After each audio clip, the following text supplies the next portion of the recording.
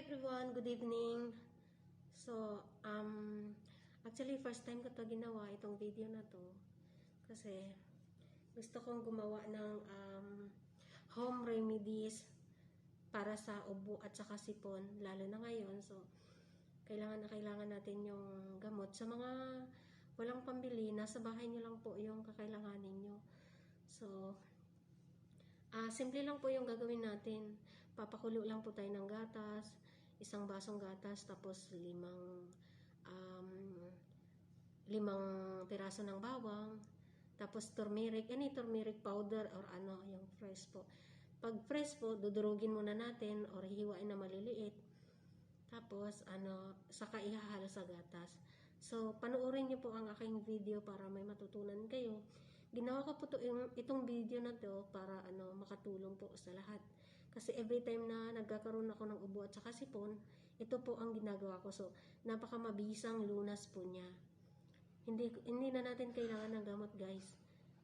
Pag may ubo at saka sipon tayo, ito lang ang ating gagawin. So, samahan niyo ako sa aking paggawa ng home remedies para sa ubo at saka sipon. So, let's go, guys. Hello everyone. Welcome to my channel po. So, ngayon ituturo ko lang po sa inyo yung mabisang gamot para sa ubo at saka sipon. So, night nyo po ito siyang gagawin bago matulog. Fresh milk, isang baso. Papakuluin nyo lang po yan. And guys, papakuluin nyo lang po. Tapos, haluan nyo siya ng bawang at saka ng turmeric. Ito guys, yung bawang, 5 pirasong bawang. Didikdikin nyo lang siya. Ouch. Ayan. Didikdikin nyo lang po siya guys. Kahit hindi na siya pino. Ganyan. So, pag nyo na siya, nadikdik nyo na siya, saka nyo siya ilalagay doon sa pinakuluan nating fresh milk. Kasi itong bawang guys, ito malakas kasi yung antibiotics nito guys. Tapos haluan natin siya ng turmeric, yung Luiana dilaw, sabi. Ano ba yung sa Tagalog? Nakalimutan ko yung turmeric sa Tagalog.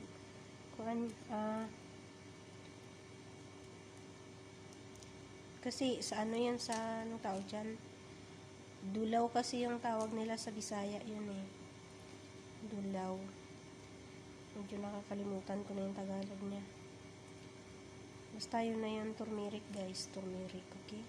So, 5 pirasong bawang. Dikdikin nyo, ganyan. Durugin.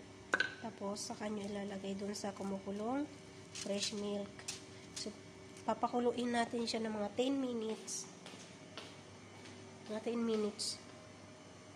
So, ipoboil natin siya guys.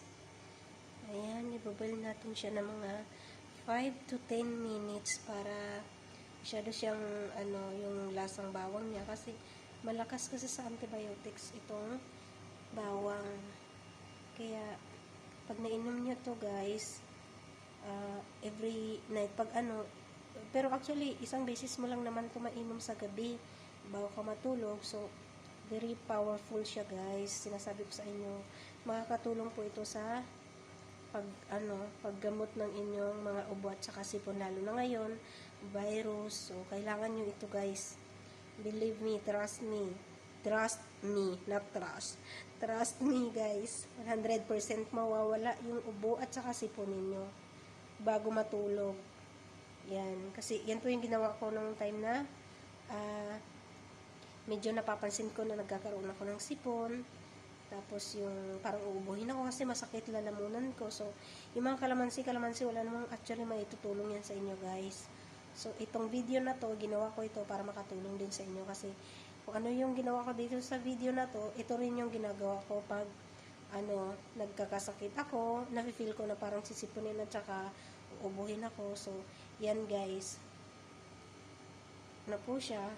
So, ipapakuluin ko lang siya ng papakuluin. Tapos, lalagyan natin siya ng turmeric.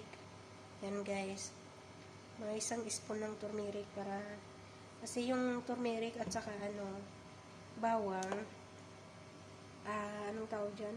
Malakas kasi yung antibiotics nito. So, nakakatulong siya para mawala yung sipon at saka ubo na nararamdaman natin. Actually, hindi naman ako mahilig sa gamot, guys. Hindi ako uminom ng gamot. Kasi na-discover ko itong ano na to. Tinuro kasi ng kaibigan kong India. So, ito ginagawa ko tuwing nagkakaroon ako ng ubo bago matulog. Kinabukasan, as in. Para siyang magic, guys. Para siyang magic. Nawawala agad yung sipon at saka ng ubo ko. Pagising ko, okay na agad ako. So, yan na guys ang ating video for today. Don't forget to subscribe my video. My YouTube channel pala na may video. Okay guys, thank you for watching.